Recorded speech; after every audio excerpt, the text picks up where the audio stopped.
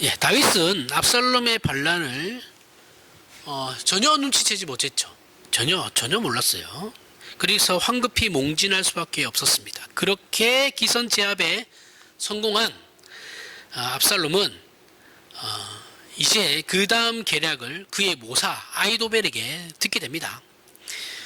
뭐 전쟁은 기세죠, 기세. 기세를 먼저 사는 사람이 무조건 이깁니다. 기선을 먼저 사는 사람들이. 자, 아히도벨의 계략은 시간을 끄면 안 됩니다. 안 되고 빨리 다윗을 뒤쫓아가서 그를 쳐야 합니다. 다윗과 함께한 사람들은 위험하면 다 흩어질 것이기 때문에 다윗 왕만 죽이면 됩니다. 그리고 그 사람들은 자연스럽게 압살롬에게로 다시 모이게 될 겁니다. 당신의 신하가 될 겁니다. 이렇게 얘기하는 거죠. 굉장히 당연한 소리입니다. 그죠? 지금은 당연해요, 이게. 당연한데, 뭐, 당시에도 당연했겠죠. 당연해요. 이걸 이제, 압살롬과 그 이스라엘 장로들이라고 하는 거 보니까 이게 이스라엘의 대부분의 사람들은 지금 압살롬 편에 붙었어요. 다윗과 도망간 사람들은 다윗의 그 수족들이겠죠, 그죠? 별로 얼마 안 될 겁니다. 얼마 안 되는 인원이죠. 그러니까 뭐 친위대나 뭐 이런 애들이 도망가고 나머지들은 뭐 다 압살롬에 붙은 거죠. 붙어 먹은 거죠. 그게 뭐 이야 대단하다, 좋은 계략이다라고 칭찬합니다. 근데 갑자기 압살롬이 후세를 불러요. 후세라는 사람도 이제 모사인데 다윗이 데리고 있던 모사이죠. 아히도벨도 다윗이 데리고 있던 모사예요. 아히도벨 이제 후세라는 사람을 불러가지고, 야 그러면 네 계략이 너무 좋으니까 다른 계략도 한번 들어보자. 다른 저 후세라는 애도 머리가 좋잖아. 쟤도 이제 뭐 전략을 잘 짜니까 제 의견도 한번 들어보자. 드러나 보자. 이렇게 불렀어요. 후세라는 사람은 이제 다윗 사무엘하 16장에 보면 다윗이 몽진할 때 함께 가겠다고 와요. 다윗의 사람입니다. 다윗의 사람인데 다윗이 아니다. 너는 여기 남아서 간자 노릇해라 이거예요. 그러니까 너 압살롬한테 항복하는 거짓 항복해가지고 그들이 어떠한 계략을 짜는 중간에서 이렇게 좀 흐트려봐. 이렇게 그만큼 머리가 좋았던 애예요. 이 다윗의 모사였어요. 대표적인. 아히도벨도 대표적인. 아히도벨이 모사 중에 최고. 그 다음에 뭐 후세 정도 되겠죠. 아히도벨이 하여튼 이스라엘에서는 최고였어요. 그런데 압살롬의 모사로 등장하는 아히도벨이, 지금 아히도벨이 이제 뭐 다윗이 아니라 압살롬한테 붙었잖아요. 근데 압살롬한테 붙어가지고 이제 이 아히도벨이 얼마나 그럼 뛰어난 사람이냐. 이 사람이 이제 이스라엘에서 최고의 전략가인데 16장 사무엘하 16장 23절에 보면 아히도벨의 지략에 대해서 이렇게 칭찬합니다. 그때 아히도벨이 베푸는 계략은 사람이 하나님께 물어서 받은 말씀과 같은 것이라. 아히도벨의 모든 계략은 다윗에게나 압살롬에게나 그와 같이 여겨졌더라. 이 사람의 머리가 전략이 얼마나 좋으면 하나님께 직접 응답받은 것과 똑같은 정도의 그 정도로 똑똑한 사람이다. 지략가다. 이 뭐 삼국지로 치면 이제 뭐 제갈공명 정도 되는 거예요. 근데 제갈공명이 전투의 전략가는 아닙니다. 이게 정사가 있고 그게 소설이 있는데 우리가 아는 삼국지는 소설이죠. 정사를 보면 제갈공명은 그런 사람은 아니에요. 행정가입니다. 행정가. 전투의 전략가가 아니에요. 제갈공명은. 그거 뭐 적벽대전이니까 다 소설이에요. 원래 그런 거 아니에요. 제갈공명이 한 것도 아닙니다. 그거. 우리는 그 소설을 정사로 받아들이고 있죠. 아니에요. 정사랑 달라요. 완전히. 그냥 행정을 잘하던 총리 정도 되는 사람이었어요. 어쨌든 그 소설에 나오는 제갈공명이라고 생각하는 거예요. 그 정도 돼요. 이 사람이. 엄청난 사람이었습니다. 지금 몽진한 다윗에게 관건은 뭐예요? 시간이죠. 그죠? 후퇴하는 도망가는 자들에게 가장 필요한 건 시간이에요. 시간을 벌어줄 사람이 필요한 거죠. 그렇죠? 그래야지 이거는 당연한 거거든요. 재정비를 해. 군대는 재정비가 굉장히 중요합니다. 그러니까 제가 전방 GOP 출신인데 군대 제가 최전방에 있었습니다. 여러분, 제가 고성극이 강원도 고성극 제일 꼭대기에 있었어요. 개추워요. 정말 겨울에 부산에 살다가 따뜻한 데 살다가 올라갔을 때 부산으로 촌놈이 겨우 올라갔을 때 얼마나 추웠겠습니까? 정말 추워요. 그 최전방에 있는 부대들이 사단들이 있어요. 그 사단들의 역할은 뭐냐면 전진하는 게 아니에요. 이 사단들의 목적은 전진하는 게 아니라 막는 건데 5분 지연시켜 주는 겁니다. 북한에서 쳐들어올 때 우리의 작전이 그래요. 막아주는데 5분만 막아라 이거거든요. 그러면 우리 밑에 있는 사단들이 있어요. 최전방 사단 밑에 있는 사단들이 예비 사단이라고 그러는데 그 예비 사단들이 그동안 전투태세를 합니다. 준비를 해요. 그래서 우리는 맞고 사실은 몸빵이죠. 죽으라는 거예요. 총알바지입니다. 무조건 총알바지예요. 전방은 무조건 총알바지입니다. 이 후퇴할 거 아니에요, 그죠? 무조건 후퇴하게 돼 있거든요. 이거 작게인데 이거 얘기해도 되나? 내려오면 그 밑에 예비 사단과 합쳐져 가지고 다시 밀고 올라가는 겁니다. 그게 이제 전방 부대의 그거예요. 그러니까 도망가는 애들도 마찬가지죠. 시간을 벌어 가지고 자기들의 어떤 특정 거점이 있을 거 아니에요, 그죠? 거점에서 모여가지고 재정비를 하는 거예요. 재정비를 해서 이제 치는 거죠. 그래서 시간이 제일 필요해요. 그래서 이게 후세의 역할은 그 시간을 벌어주는 거거든요. 재밌죠? 이 역사는 이런 거 재밌죠, 그렇죠? 근데 이제 문제는 이게 상식입니다. 상식. 굉장한 상식이에요. 이거는 뭐 대단할 것도 없어요. 아이도벨이 지금 얘기한 게 대단한 게 아니에요. 원래 상식이에요. 상식인데 전쟁이라면 당연히 그렇게 해야 되는 건데 왜 그러면 그게 상식이냐면 지금은 이제 열병기죠. 화약을 써서 이제 열을 사용해서 전쟁을 하잖아요, 그죠? 근데 이 화약이 나오기 전에는 냉병기라 그래요. 칼, 창 뭐 이런 거는 다 냉병기라 그래요. 그 냉병기 전쟁 때는 그 전쟁 때 제일 많이 죽을 때가 사람이 언제냐면 전쟁을 하는 그때가 아니에요. 우리 조선시대도 마찬가지예요.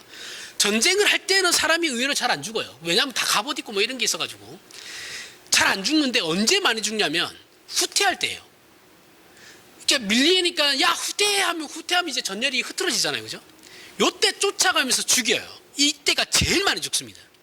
그러니까 이거 도망가는 것도 잘 도망가야 되고 그러니까 당연히 지금 다윗은 후퇴하고 있는 병사들이니까 뒤를 쫓아서 치면 돼요. 너무 쉽게 이겨요. 그러면 이때는 뭐 날고 긴다라는 사람도 필요 없어요. 그냥 다 썰려 나갑니다. 그러니까 가장 기본적인 거죠. 근데 이걸 너무 잘 알고 있는 아이도벨이에요. 아이도벨이 머리가 좋다고 그랬잖아요, 그죠? 아이도벨이 너무 상식적인 건데 그러니까 전열을 가다 등기 전에 빨리 가서 칩시다. 그게 당연한 겁니다라고 하는데 이제 후세가 나타나가지고 요걸 딱 막는단 말이죠. 막았고 이제 요렇게 되는 바람에 아이도벨은 이거 망했다.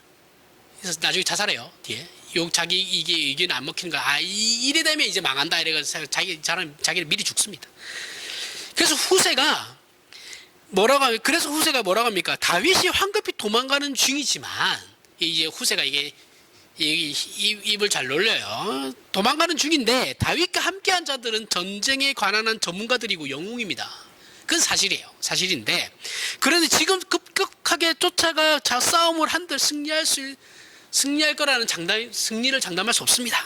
일단은 우리가 기선을 제압하고 주도권을 잡고 있으니 모든 이스라엘 군대를 소집해가지고 위용을 갖추고 저들의 세력을 압도하면 됩니다. 그러면 다윗이 어디에 숨든 우리의 수적 우세와 이미 기울어진 정세로 말미암아 더 이상 도망갈 데도 없어서 항복하고 말 겁니다. 이런 책략이었어요. 그러자 압살롬과 장로들이 후세의 계략을 따르기로 해요. 다윗은 호구를 벗어나게 되는 거죠. 이게 왜 근데 압살롬한테 먹혔을까 내가 생각을 해봤거든요. 제가 압살롬은 보여주는 게 중요해요. 그러니까 지금 쫓아가서 잡아도 되지만 요거는 폼이 안 나. 그죠? 폼이 안 나고 어차피 기세는 우리한테는 기울었고 그러니까 지금 전 지역에 있는 군사들을 모아가지고 대군을 만들어가지고 위협을 하는 거예요. 가서 이제 폼 나게 자기가 앞장서가지고 야 가자 이래가지고 이제 그 숫자로 이제 눌러버리겠다라는 거거든요. 그러니까 있어 보이잖아요. 그러면 아무래도 그렇지 않았을까 그런 생각이 좀 들어요. 여기 좀 폼 나는 이 후세가 머리가 좋았던 것 같아요. 압살롬을 제대로 간파했던 것 같아요. 사람이 어떤 사람인지 성향이 어떤지를 보여주는 걸 굉장히 좋아한다라는 걸 알았던 것 같아요. 제 생각입니다.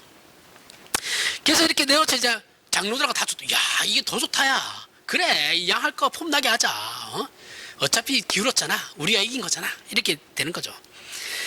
자, 우리는 성경의 이런 기록들을 볼 때, 자, 그럼 이 내용에서 우리가 확인해야 될 게 뭐냐면, 그럼 다윗이 위기를 면하게 된 게 후세의 손에 달려 있던 건가? 그러면 이렇게 다윗이 이 위기를 모면하고 여기를 그 호구를 벗어날 수 있었던 건 후세의 지략 때문인가? 라는 고민을 생각을 할 수 있겠죠.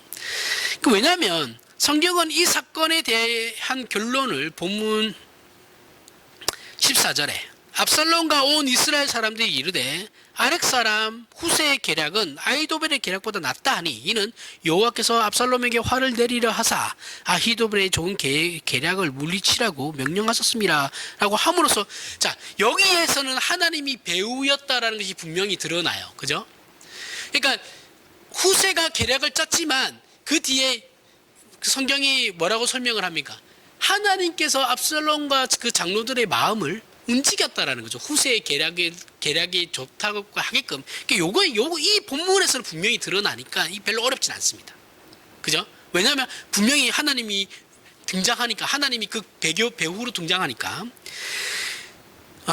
근데 성경은 하나님께서 그렇게 작정하셔서 압살롬이 아히도벨이 아닌 후세의 계략을 따르게 되었다라고 얘기해요. 오늘 본문에서는. 이런 건 성경에 등장하는 이스라엘 역사에서는 분명히 드러나고 있으니까 이제 우리는 고민할 건 없습니다. 확실하니까. 근데 이게 사실 일반 역사에서도 마찬가지인 거거든요. 그 이유는 뭐야? 역사의 주인이 하나님이시니까. 그죠?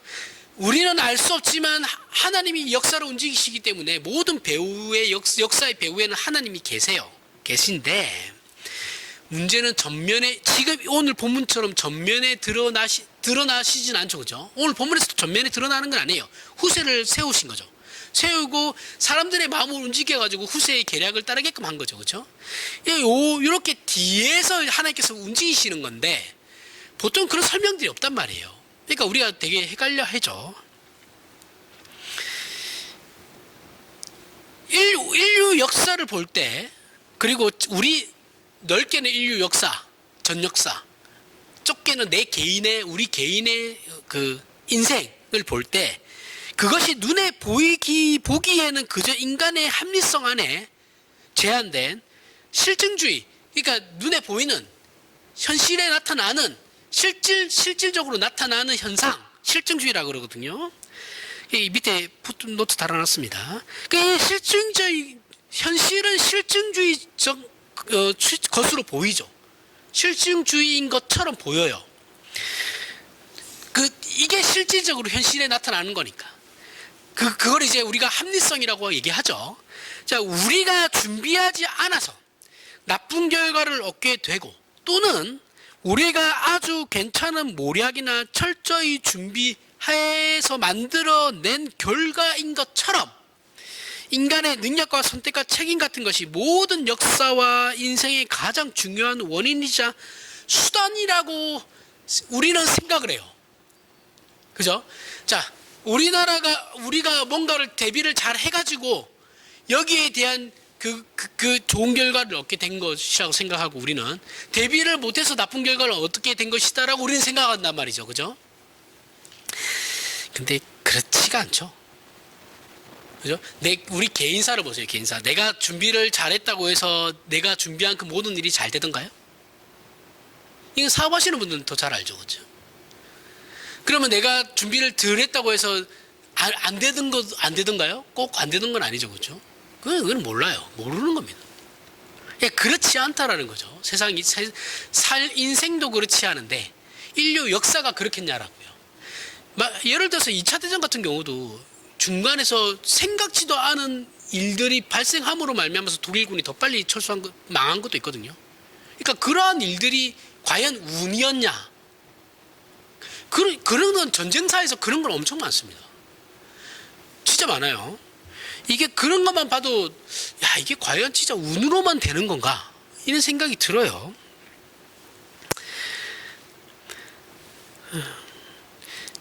성경은 그래서 분명히 배후에 하나님이 역사의 주인이시기 때문에 하나님이 계셨다라고 얘기하고, 하나님의 작정이 이루어지기 위해서 그때 그런 일들이 분명히 발생한 것이다라고 얘기합니다. 이 문제는 신자라면 당연히 동의하죠. 그죠? 신자는 들은 그렇지, 하나님께서 움직이시는 거니까 동의해요. 동의하는 문제이지만 우리는 이 문제를 조금 더 깊이 생각해 볼 필요가 있습니다. 무엇을 생각해 봐야 하느냐? 하나님께서 배후에 계시고 감춰져 계신다라는 것을 이해해야 한다는 거예요. 우리는 조급하고 성급한 마음에 하나님의 초월적 간섭과 인도하심이 우리 눈에 보이는 현상, 어떻게 설명해야 되지? 자, 초월적 간섭과 인도하심이 우리 눈에 보이는 합리적 현상으로 나타나길 바래요. 그러니까 초월로 기적이 일어나는 거를 우리는 어떤 식으로 바라냐면 기적이잖아요, 말 그대로. 근데 이게 합리적인 것으로 나타나길 원하는 거예요. 기적이라는 게 합리적으로 나타난다는 건 말이 안 되거든요. 근데 기적이라는 것이 합리적으로 나타나기를 바래요. 이게 이상한 거예요. 그러니까 내가 이 일을 준비를 잘했으니 하나님 이 일이 순조롭게 되게 해 주세요라는, 사실은 그 기적이 일어나야만 하는 그 일들이 합리적으로 일어나기를 원한다고. 초자연적인 걸 원하지만 그것이 내 현실에서 나에게 유익함으로 나타나기를 원하는 거예요. 복이라는 거, 기독교의 복이라는 건 궁극적으로 현실에서의 우리가 어떠함이 아니죠. 그죠? 우리가 영적인 복을 받는 거잖아요. 영혼의 복을 받는 거예요.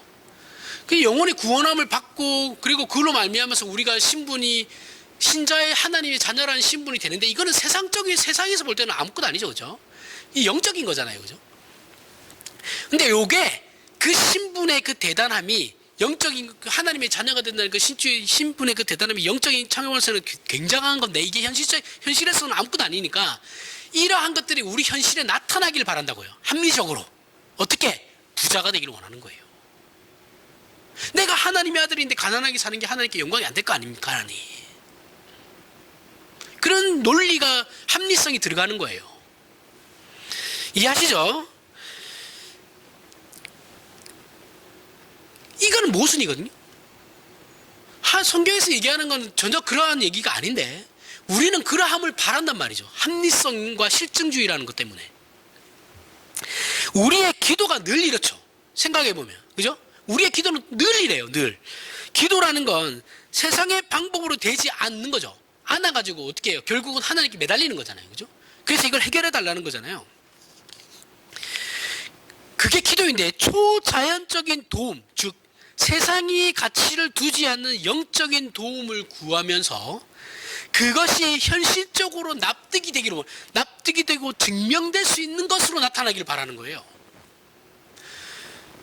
여기에 우리의 자기 오해와 어려움이 있는 겁니다. 이거 두 개는 모순되는 거예요.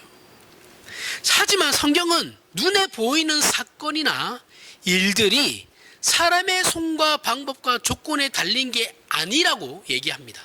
얘기하면서 하나님께서 배후에 감춰져 일을 하시기 때문에 그것을 보는 눈은 신자에게만 허락되는 거예요.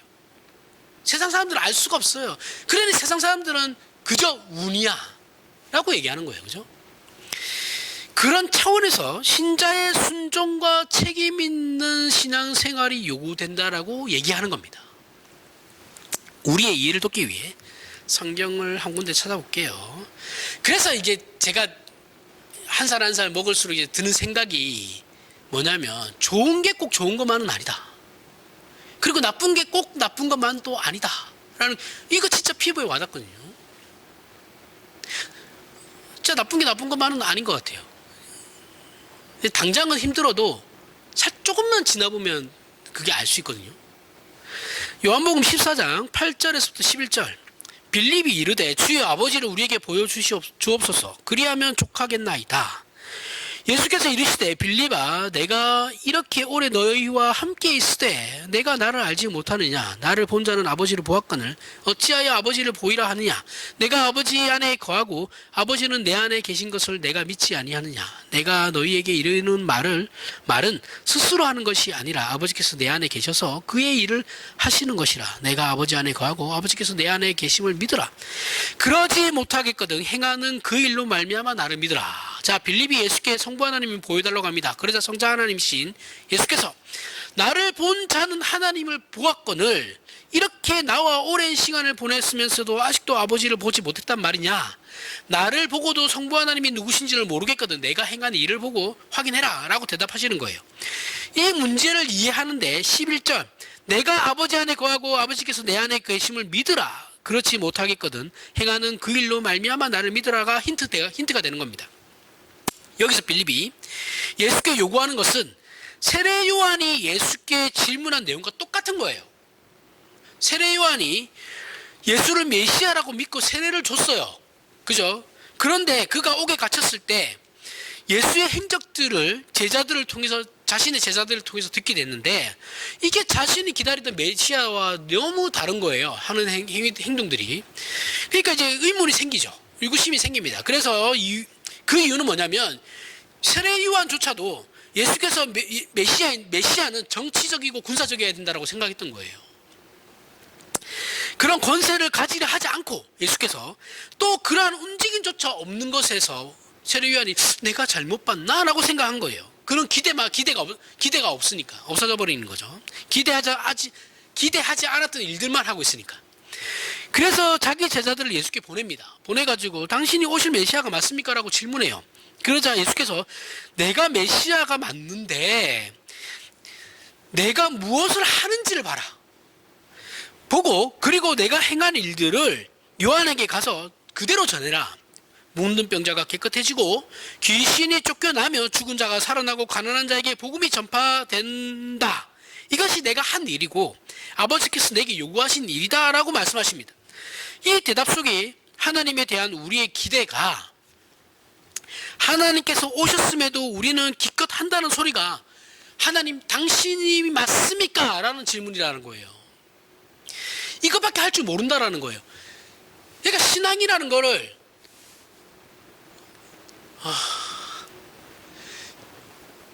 기적이라는 걸 우리는 이 세례 요한조차도 합리성으로 받아들이고 싶어하는 거예요. 그죠?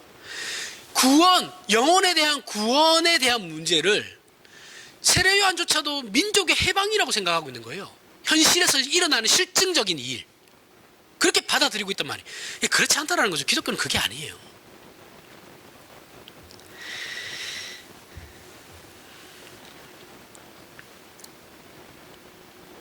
우리가 하나님을 믿는다고 예수를 믿는다고 얘기하면서도 우리를 죄와 사망에서 꺼내어 의와 진리의 거룩함으로 부르시는 그 하나님으로는 기대하지 않아요. 그 하나님은 나를 이 땅에서 잘 먹고 잘 살게 해줘야 되는 거예요. 어떻게? 기적적으로. 내가 노력하지 않아도 잘 먹고 잘 살게 해줘야 되는 거예요. 내가 가만히 있어도 누군가를 도움을 통해서 나에게 돈이 들어오고 아니면 내가 노력한 것에 비해서 더 많은 것을 얻게 되기를 원하고 아니면은 도대체가 될 것 같지 않은 일에 대해서 기도함으로 말미암아 초자연적인 걸 기적을 바라면서 기도하고 그게 현실에서 이루어지기를 바라는 그게 우리가 가진 정말 하찮은 신앙이라는 거예요. 그 수준에서 한국 교회는 더 나아가 있지 않습니다. 더 나아가 있지 않아요. 이게 답답한 거죠. 그러니 저 짓들을 하고 있는 거예요. 말도 하기 싫어요, 이제는. 우리는 하나님이 정치 군사적, 요즘은 경제적인 하나님을 바라죠. 그죠? 옛날에는 정치 군사적인 건데 요즘은 경제적인 하나님을 원해요. 경제적으로 먹고 살 만큼의 그런 걸 바라죠. 이거 시대마다 달라요. 이것도 웃기죠. 우리가 바라는 하나님은 십자가에 죽으실 필요가 없어요. 하나님 아니요. 죽고 난 뒤에 이런 필요 없고요. 하나님 지금 이 땅에서 내가 잘 먹고 잘 살아야지 뭐 똥밭에 굴러도 이승보단 이승이 뭐예요? 현실이 낫다. 이런 개 같은 말이 있잖아요, 그죠? 그건 아니죠, 그죠? 그러니까 내가 지금 잘 먹고 잘 살지를 못하는데 죽어서 내가 천당에 간들 구원받는 그게 무슨 의미가 있냐 이렇게 생각하는 거예요. 이 기독교를 진짜 1도 모르는 겁니다. 이 사람은 다시 신앙을 다시 처음부터 다시 시작하셔야 돼요. 그러니까 죽을 필요는 없어요. 예수님 죽으실 것까지는 없고 그냥 내가 먹고 살 만큼만 해주세요. 요거는 거잖아요. 우리나라와 개인의 경제를 위기에서 구원하셔야만 하는 게 하나님의 역할이에요. 지금 한국교회는. 그죠? 그렇게 하나님께서 이미 오셨는데 우리는 언제 오시냐고 지금도 그래요. 하나님 도대체 언제 오실 겁니까? 이미 오셨는데 도대체 언제 오실 겁니까? 하나님께서 신앙 고백을 하며 기도도 하지만 왜 응답하지 않으시냐고 그러면서 투덜거리고 있죠. 여러분 보세요. 20세기 들어가지고 20세기 지금 21세기죠. 그죠? 20세기가 1900년대가 20세기예요. 20세기 들어가지고 개발도상국에서 선진국 반열에 올라간 나라는 대한민국밖에 없어요. 마지막이에요. 우리나라가. 우리나라 밑으로는 개발도상국들은 선진국 반열에 올라가기가 힘들어요. 자, 그러면 우리나라가 잘 먹고 잘 살게 되었어요. 그런데 우리는 지금도 잘 먹고 잘 살게 해달라. 얼마나 더 잘 살아야 되는데 도대체. 얼마나 더 잘 살아야 돼요. 우리나라가 선진국 반열의 끝이에요. 이제는 개발도상국이 선진국 반열에 올라갈 일이 없어요. 그렇게 안 돼요. 시장이 그렇게 안 돌아가요. 경제가 그렇게 막 옛날처럼 빵빵빵빵 이렇게 돌아가지가 않아요. 그런데도 잘 먹고 잘 살게 해달라고 그래요. 그러면 하나님이 그러면 안 도와주신 거예요? 하나님이 이 땅에 이 대한민국을 안 도와주셨으면 우리가 이렇게 됐겠어요? 사실 우리나라가 이렇게 잘 먹고 잘 살게 된 거 세상적으로 얘기하면 굉장한 운이 많이 따랐거든요. 진짜 많이 따랐어요. 냉전 시대라는 게 있었기 때문에 우리나라가 발전할 수 있었던 거예요. 미소 간의 그 대립이 있었기 때문에 우리나라가 발전할 수 있었거든요. 왜냐하면 소련에 뺏기면 안 되니까 미국이 지원을 엄청 해줬어요. 그것 때문에 미국하고 우리나라하고 일본이 잘 살게 된 거예요. 그럼 도대체 그게 사람들의 그 어떠한 계략을 우리는 이거 다 예상해가지고 이렇게 된 거예요. 그렇게 됐나요? 공산주의가 그렇게 될 거라고는 아무도 생각하지 못했습니다. 그리고 공산주의가 저렇게 망할 거라는 것도 아무도 생각하지 못했어요. 영원히 갈 것처럼 갔지. 하루아침에 망한 거잖아요, 공산주의가. 그런데도 아직 우리는 뭐예요? 왜 응답하지 않으십니까? 도대체 얼마나 더 응답을 해야 돼요? 빌립이 그러고 있는 겁니다. 빌립이. 우리도 그러고 있는 거고 세례 요한도 그러고 있는 거고. 그래서 예수께서 나는 하나님이 하라고 하신 일을 하기 때문에 나를 본 자는 하나님이 누구이신지를 당연히 알게 되어 있다 라고 말하고 있는 겁니다. 말씀하시는 거예요.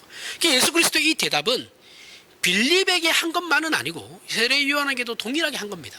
그리고 오늘날 저와 여러분과 모든 신자들에게 동일하게 하고 계신 말씀이에요. 하나님께서는 예수 안에서 우리를 죄와 사망에서 꺼내셨고 의와 진리의 거룩함으로 부르셨어요.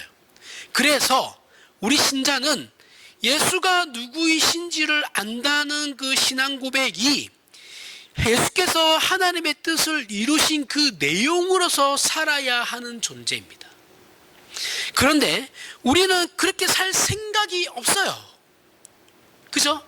예수 그리스도의 그 십자가의 도를 따를 생각이 전혀 없어요. 우리는 그냥 내가 잘 먹고 잘 사는 게 중요해요. 신앙 고백을 하고 있으면서도 끊임없이 우리의 신앙이 내 신앙이 진짜냐고 묻고 있어요. 하나님이 정말 내가 하나님의 자녀가 맞습니까? 그렇다면 하나님 왜 나를 이렇게 내버려 두십니까? 나는 왜 저들만큼 못 삽니까? 사실 밥 굶지는 않거든요. 그렇게 가난하지도 않아요. 절대 빈곤이 아니잖아요. 그런데도 저보다 잘 살아야 된다는 거야. 내 친구보다는 잘 살아야 된다는 거지.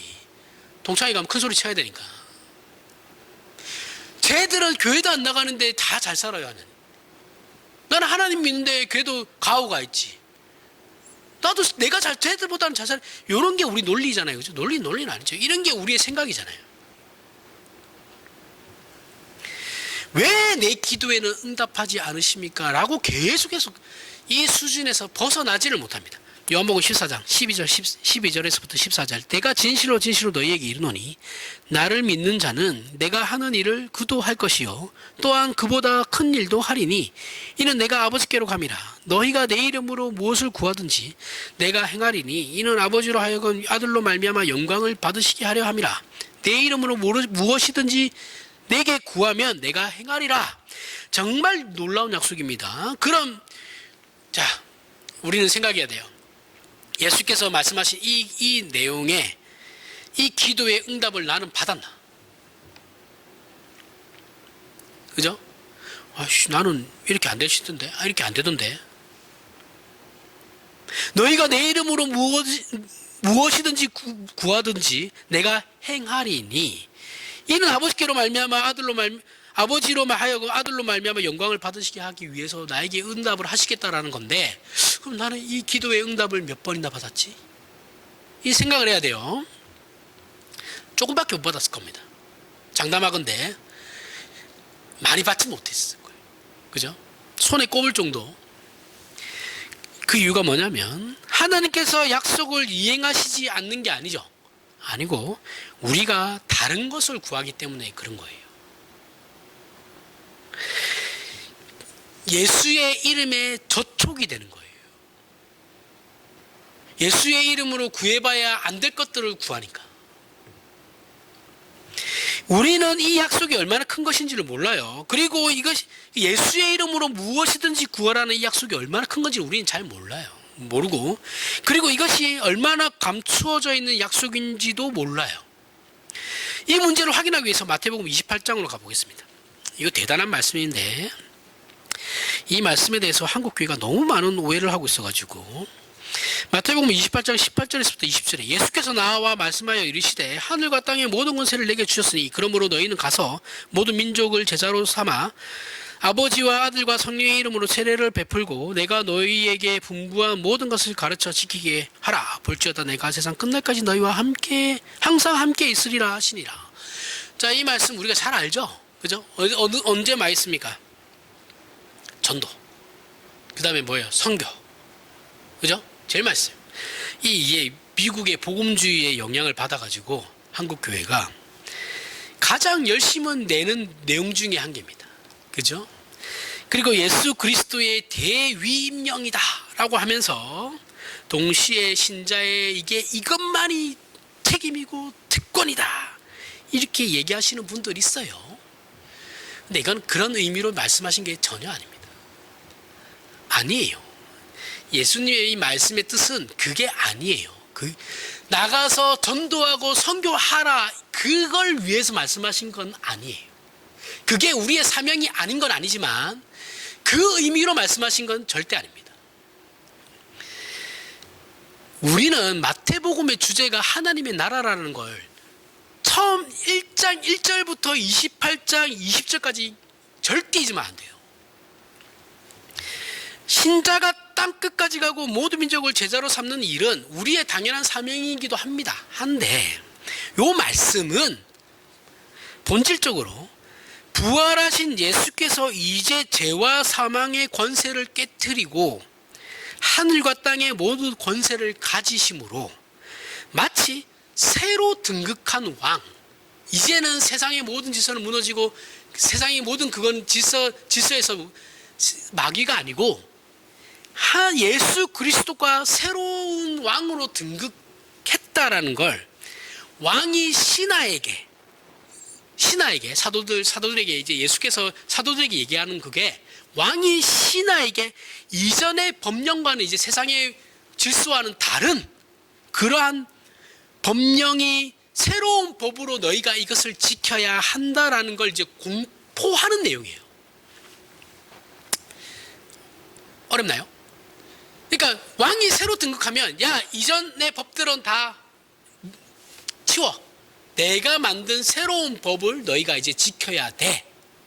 요 얘기를 하는 게 요 말씀입니다. 18절에서부터 20절. 그러니까 내가 이제 새로운 왕이 되었으니 내가 전하는 그 법령들을 지켜라. 요거에 이게 어디의 말씀과 동일한 말씀이냐면 사도행전 1장 8절에 보세요. 그 주보에 없습니다. 찾으셔야 돼요. 자, 이 말씀이 오직 성령이 너희에게 임하면 너희가 권능을 받고 예루살렘과 온 유대와 사마리아와 땅끝까지 이르러 내 증인이 되어라. 자, 이 말씀 사도행전이 마태복음보다 먼저 써졌어요. 마태가 여기에서 아이디어를 얻은 거예요. 아이디어를 얻어가지고 이제 같은 말인데 다른 형식을 빌려서 쓴 거예요. 하나님의 나라라는 그 주제에 맞게끔. 이해하시죠? 땅끝까지 이르러 내 증인이 되라가 가서 제자 삼으라는 말인데 증인이 되라는 게 우선입니다. 이건 우리의 사명보다, 그러니까 이 제자를 삼는 것이 증인이 되라는 것이, 제자를 삼는 것이 우리의 그 사명이기보다는 예수께서 당신님의 제자들에게 이제부터 구체적으로 하나님께서 모든 민족을 불러 구원하시겠다라는 약속을 성취하셨다라는 걸 선포하라는 거예요. 내 증인이 되라는 게 뭐예요? 예수께서 이제 하나님 이 세상의 왕이 되셨어. 만국의 왕이 되셨어라는 걸 선포하라는 거예요. 세상을 향해서 증언하라는 거예요. 내가 증인이야. 이해하시죠? 이거를 선교와 전도라고 생각하시면 안 돼요. 그냥 선포하라는 겁니다. 세상을 향해서. 그 승리로 인해서 열린 새로운 세상이 있다. 새로운 세상, 즉 하나님 나라의 왕으로서 이제는 이스라엘에 국한된 것이 아니고 이스라엘뿐만 아니라 모든 민족의 왕으로 이전의 율법이나 그 율법에 대한 율법 교사들의 해석과 장로들의 전통이 아니고 그것들은 이제 없어지고 새롭게 입법화한 법에 근거하여 예수께서 이제는 통치하신다라는 걸 너희에게 그 제자들에게 통보하는 겁니다. 그리고 제자들은 나가서 그런 왕이 임하셨다라고 선포해야 되는 거예요. 이해하시죠? 이거는 전도하고 다르죠. 전도하고 그거하고는 달라요. 선교하고는 다른 거예요. 전혀 다른 해석입니다. 선교와 전도보다는 이제는 예수께서 왕으로서 다스리는 나라와 시대가 되었다는 걸 알리라는 거예요. 그걸 선언하시는 것이 이 말씀입니다. 이거는 무조건 사도행전 1장 8절과 같이 봐야 돼요. 이거 쉽게 설명하려고 제가 머리 좀 싸맸습니다. 이 부분. 자, 예수께서 주인이시기 때문에 그런 거예요. 그죠? 예수 그리스도가 진정한 왕이시기 때문에 그런 거예요. 하지만 뭐예요? 감춰져 있어요. 지금은 그래요. 이게 언제 드러나요? 밝히 드러나는 게 재림하실 때 밝히 드러나는 겁니다. 감춰져 있기 때문에 아직은 은혜의 시대예요. 그렇기 때문에 모르니까, 그죠? 모를 수도 있으니까. 세상은 아직도 죄와 사망이 왕노릇하는 걸로 그래서 알고 있어요. 사람들은, 그죠? 세상 예수 그리스도의 통치로 넘어올 수 있는 건 예수를 믿는 믿음으로만 가능한 것이죠, 그렇죠?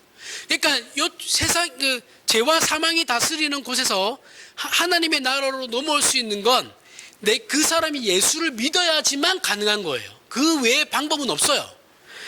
시간상으로는 2000년 전에 이미 시작되었지만 하나님의 통치로 들어오고 이 특권에 참여할 수 있는 건 믿음으로만 가능합니다. 감춰져 있어요. 세상적인 교육이나 능력으로나 다른 그 무엇으로도 될 수 없어요. 그래서 세상은 기독교 신앙에 관한 것들은 그러니까 세상이 기독교 신앙을 자신들의 잣대로 들이대고 평가하는 것은 잘못된 거예요. 그죠? 달라요. 완전 다른 거예요. 다른 건데 완전 다른 반대선상에 서 있는 사람들을 자기네 잣대로 평가해버리면 답이 안 나오죠. 당연히. 그래서 더 감춰져 있는 겁니다. 전 인류와 모든 역사가 예수 안에서 하나님께서 허락하신 은혜의 승리와 구원의 승리로 이미 선포되었고 시작되었으며 궁극적으로 완성으로 가고 있지만 세상은 몰라요. 그죠? 지금 극치로 하나님의 나라가 극치로 치닫고 있는데 세상은 몰라요. 감추어져 있어서. 그래서 우리의 신자들은 이 일을 믿음으로만 행할 뿐이에요. 그러니까 당연히 감추어져 있어서 모르는데, 모르고 드러나 있지 않은데 우리는 계속 그걸 뭐예요? 세상에 하나님 드러내 주십시오라고 얘기하는 거잖아요. 그거는 한 예수 그리스도가 재림하실 때나 그렇게 하는 거라니까요. 그러니까 백날 기도해도 안 들어주지. 이미 틀린 거예요. 잘못된 거예요. 밝히 드러날 건 예수께서 재림하실 때 다 드러나는 겁니다. 그 전에 자꾸 하나님의 살아계심이 저들이 모릅니다. 저들이 알게끔 하나님 기적을 베푸시고 안 돼요. 그런 거.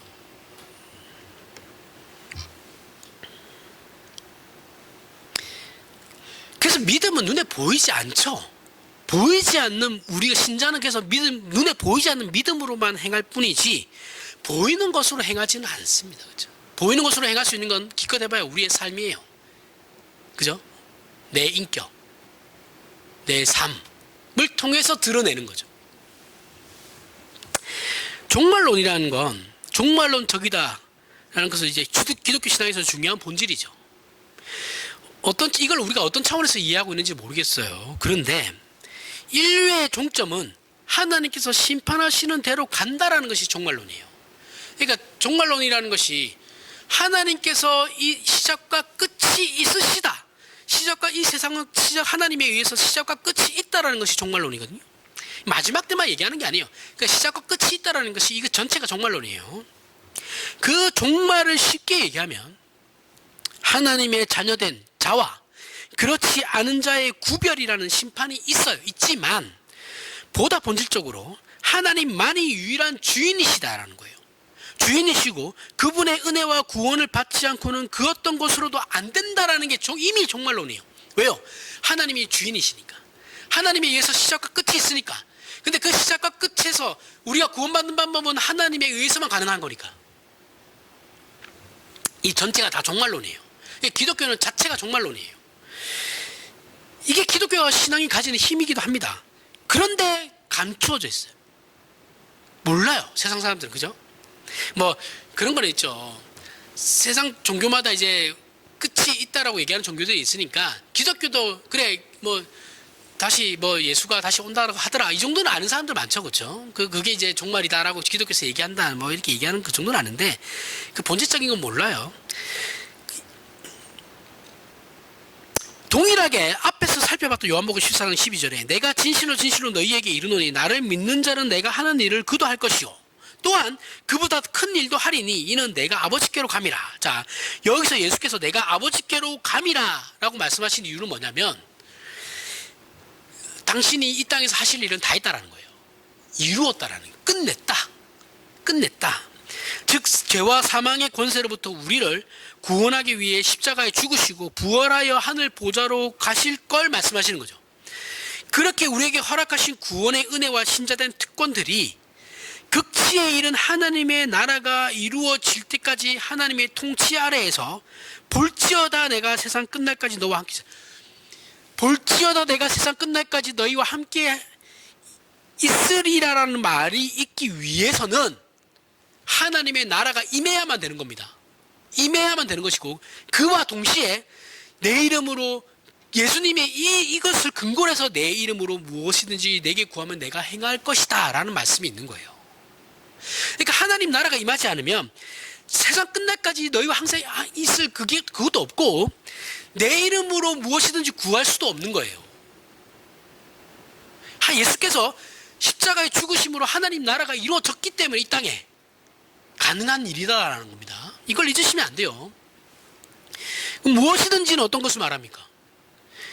우리가 욕망하는 세상적인 것은 아니고 예수 안에서 허락되는 하나님의 뜻, 하나님의 작정, 신자된 특권에 대한 것들이에요.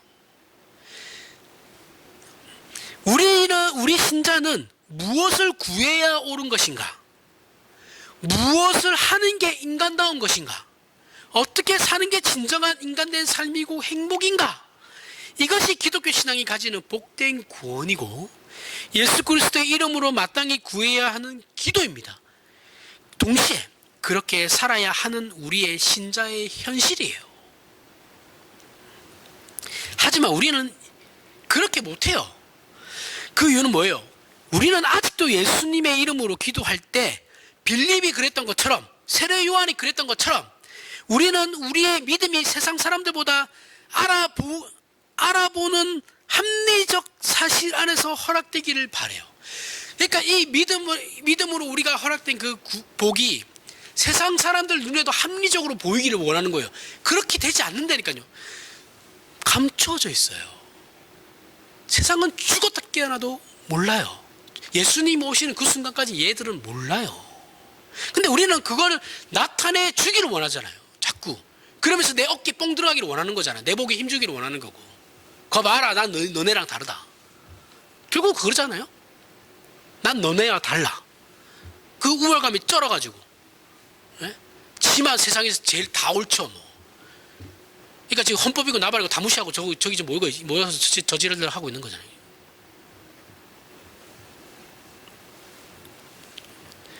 노인네들 입이나 안 돌아갔으면 좋겠어요. 진짜 추워가지고 입 돌아갈까봐 걱정이에요.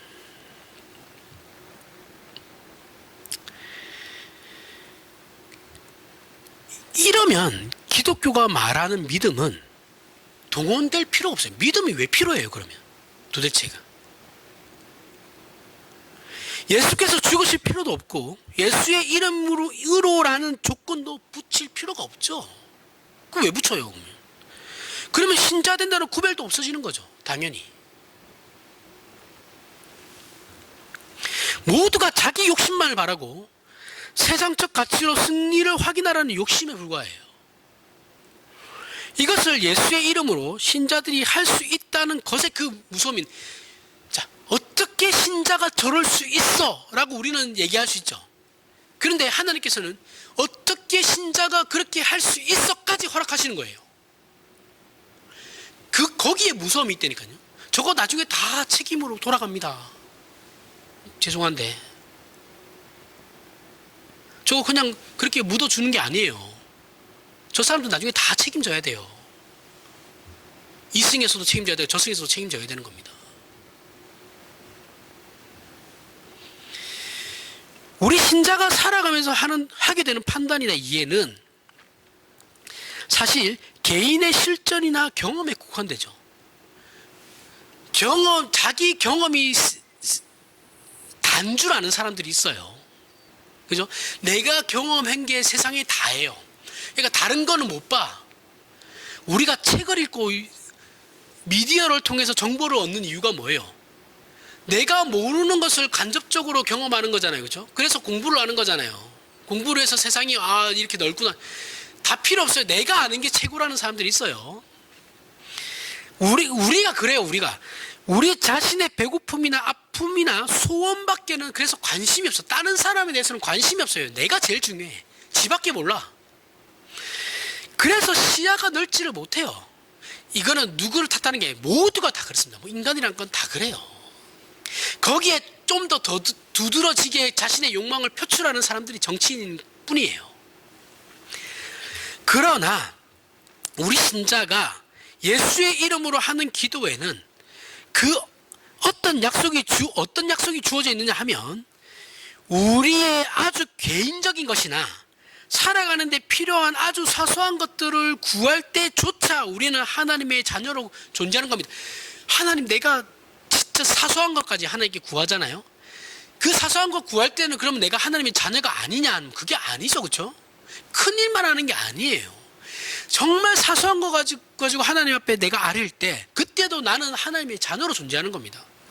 하나님의 자녀로 존재한다는 건 우리가 우리 자신을 위해 기도하는 게 구체적인 그 내용 이전에 예수께서 우리를 위해 죽으신 사랑과 베푸신 은혜 속에서 우리의 능력과 선택을 상회하는, 나의 어떠함을 이미 상회하는 하나님께서 우리를 향하신 가지신 뜻으로 언제나 보호되고 있다는 거예요. 하나님, 내가 죽을 것 같아요. 어떠한 이유로 죽을 것 같습니다. 죽을 것 같이 괴로워요 라고 얘기할 때만 우리가 신자로 하나님의 자녀로 존재하는 게 아니고 그 전에, 우리가 그런 것을 구하기도 전에 이미 예수 그리스도로 말미암아 우리는 하나님의 은혜 아래 있다라는 거예요. 이미 그러한 존재다라는 거예요.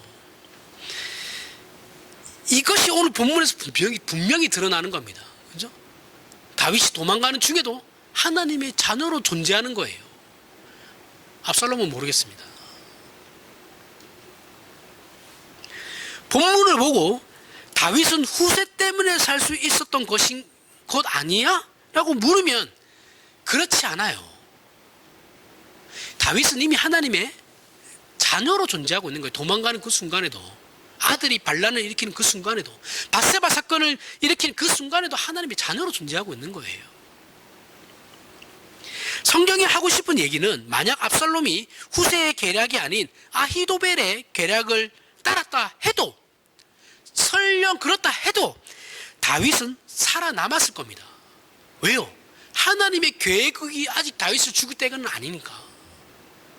다윗이 그런 식으로 타인에 있어서 죽을 운명이 아니고, 다윗은 그냥 나이 들어서 죽는 게 하나님의 목적이에요. 하나님의 후세가 있어서 하나님의 뜻이 성취되는 것도 아니에요.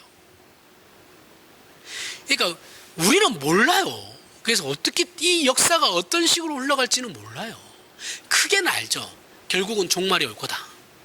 그것만 알지 모릅니다. 세세하게. 그럼 우리는 필요 없습니까? 그렇진 않아요.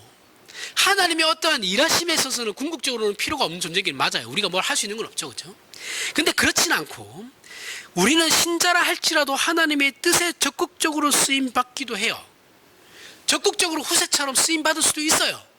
그런데 부정적으로도 쓰임받을 수 있습니다. 하나님의 그래서 우리가 정말 기도해야 될 내용은 뭐냐면, 정말 제가 최근에 너무 많이 느끼는 건데, 신자를 하나님께서 선하게만 쓰신다고 생각하시면 절대 안 돼요. 그 사람을 부정적으로도 사용할 수 있으시거든요. 교회를 흔드는 용으로 사용할 수 있어요. 진짜 그렇습니다. 그렇다고 해서 그 사람이 신자가 아니냐라고 하면 그건 또 말할 수 없죠. 우리는 모르는 거니까. 그러니까 기도를 할 때 하나님, 이왕이면 제가 선하게 쓰임을 받게 해주십시오. 이렇게 기도하셔야 돼요. 어느 순간 보면 내가 옳은 얘기를 하고 있지만 우리 신앙 공동체를 흔드는 존재가 될 수 있다고요. 그게 자기가 생각할 때 옳다라고 생각하는 거니까. 이해하시죠? 무슨 말인지? 제 가까운 저랑 친한 목사님이, 교회가 지금 그런 경우가 너무 많아요. 몇 번의 지금 그러한 일들이 있어가지고 목사님 마음이 아니에요. 지금 걸레짝이에요, 진짜. 본인들이 사실 옳지도 않아요. 옳지도 않고 상식적이지도 않은 행동들을 하는 건데 본인들은 옳다고 생각하니까. 근데 그 사람이 그렇다고 해서 제가 볼 때는 신자가 아닌 자라면 그건 저를 판단 못하죠. 그래서 제가 묻고 싶은, 그 사람 불러놓고 묻고 싶은 건, 진짜 예수 믿습니까? 라는 걸 묻고 싶은 거예요. 당신 정말 예수 믿냐고. 그 근본적인 문제부터 다시 한번 고민해 봐야 되지 않겠냐.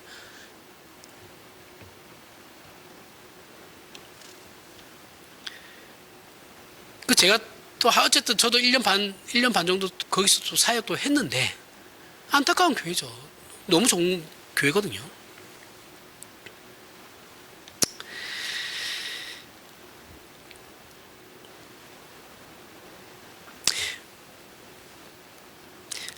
하지만 우리 신자는 이것도 생각하셔야 돼요. 그러면 우리가 하나님께 쓰임받는 게 목적입니까? 아니에요. 하나님께 우리가 쓰임받는 게 목적이 아니에요. 하나님이 우리를 사용하실 수는 있는데 그건 하나님께서 하실 일인 거고, 내가 하나님께 쓰임받는 게 그럼 내 인생의 목적이냐면 그건 아닙니다. 우리는 그냥 우리의 존재 자체가 하나님께서 목적하시는 거예요. 무슨 일을 그래서 하려고 하면 하지 마세요. 무슨 일을 할 때 하나님의 일이니까 하나님 더 도와주셔야지, 그런 거 없어요. 하나님의 목적은 그 일이 아니고 저와 여러분 각자가 목적이에요. 우리가 어떻게 되는 것이 목적인 것이지 하나님께서는 그 일이 목적이신 것이 아니에요. 내가 하나님 앞에 진실히 잘 살면 그건 저절로 다 되는 일들입니다. 하나님께서 알아서 다 쓰실 거예요. 그걸 내가 걱정한다고 될 게 아니에요. 제가 한국교회에 대해서 안타까운 마음을 드러내지만 한국교회를 그렇다고 해서 우리가 뭐 으쌰으쌰해서 분화시킵시다. 안 돼요. 그런 식으로 되는 게 아니에요. 종교개혁이 루터에 의해서 시작된 건 맞죠. 근데 그 종교개혁을 일으킨 건 하나님이세요. 루터에 의해서 시작된 건 맞아요. 근데 그 전부터 종교개혁은 200년 전부터 이미 슬금슬금 올라오기. 야누스라는 사람이 있어요. 네덜란드에. 이 사람이 루터 태어나기 200년 전 사람이에요. 200년 맞을 거예요. 정확하게 기억이 안 납니다. 갑자기 또 생각해 보니까 맞나 싶은데 그때부터 이미 종교개혁이라는 것이 이제 슬금슬금 올라와요. 루터가 하나의 그냥 격발을 일으킨 거예요. 격발.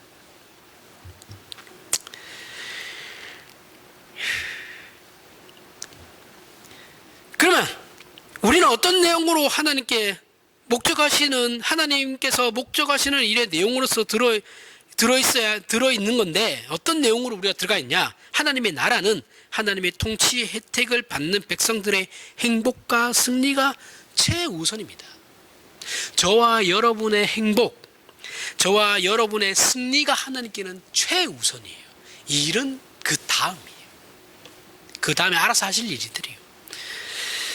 하나님께서 우리를 백성으로 불러 어디에다가 써먹으려고 우리를 부르시는 것이 아니에요.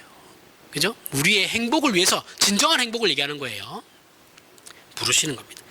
그렇게 써먹을 의도는 하나님 없어요. 우리 신자가 하나님 하시는 일의 동반자가 되는 기회와 주어진 것은 사실입니다. 사실인데 그래서 우리의 손, 우리의 능력, 우리의 신앙의 정도에 따라 하나님의 목표가 좌지우지 된다라는 건 결코 아니에요. 우리에게 일할 수 있는 기회가 주어지고 우리가 하나님의 동력자로 부름받은 건 사실이지만 그러한 우리의 어떤 능력이나 우리의 일들이 하나님의 목표를 이루는 데 어떤 좌지우지 될 거다라고 생각하면 대단히 큰 착각입니다. 그렇게 하나님 실패하지 않으세요. 한국교회가 망하는 것 같지만 사실은 하나님께서는 한국교회를 통해서 또 일을 하시는 건데 우리는 모를 뿐이에요. 우리는 규모가 작아지고 있으니까 망할 것처럼 얘기하잖아요. 그죠? 근데 하나님 입장에서는 그게 더 좋을 수도 있어요. 너무 걱정 안 하셔도 된다라는 게 사실은 요즘은 제 지론인데 뭐 망하면 망하는 거죠. 망하면 망하는 건데 그렇다고 하나님이 실패하신 건 아니에요. 우리가 하나님 앞에서 내는 열심들이 물론 하나님께 쓰임 받을 수도 있지만 그러면 우리는 그대로 행복한 겁니다. 내가 열심을 내서 하나님의 어떤 일을 이루어내고 있어요. 그럼 그거는 그대로 좋은 거예요. 그죠? 굳이 뭐 안 할 필요는 없죠. 하지만 우리가 그 많은 현실에서 경험했고 지금도 하고 있듯이 우리의 믿음 생활이나 기도 생활은 대부분 수준 미달이죠. 그죠? 우리는 하나님의 일을 생각하지 않아요. 목사라고 다를 거라고 생각하시면 안 됩니다. 똑같습니다. 그 수준이 그놈이에요. 다를 거라고 절대 생각하지 마세요. 목사라고 뭐 대단히 뭐 거국적으로 뭐 기도하고 아니에요. 그냥 입에 발린 소리들만 하는 거예요. 그의 마음속에는 어떤 내용이 있는지는 몰라요. 설교 들어보면 알 수 있는데 뭐 설교가 다 거기서 그 내용이니까 뭐 별로 기대는 안 합니다. 다르다고 생각하지 마세요. 똑같아요. 우리는 분명히 신앙 고백이 있고 우리의 예수의 이름으로 기도하는 특권을 허락받았어요. 그거는 목사들 여러분이 똑같아요. 모두가 하나님께 기도는 다 상달이 되는 겁니다. 목사가 더 잘 되고 그런 거 없어요. 그런 거 없습니다. 그렇게 차별적이지 않으세요. 모두가 다 하나님 앞에서 평등합니다. 그렇다고 해서 목사 무시하라는 말은 아닙니다. 또 무시하지 마세요. 이렇게 또 얘기하잖아요. 그럼 또 무시해요. 한국 교회는. 이게 참 어렵습니다. 이 목사님도 인격적으로 대해줬더니 무시로 넘어오더라. 여기에 그래서 힘들어 하시거든요. 그렇다고 또 나도 옛날 목사들처럼 그렇게 해야 되나. 뭐 그런 고민이 쌓이고 계시죠. 근데 그건 고민할 문제는 아니라고 생각합니다.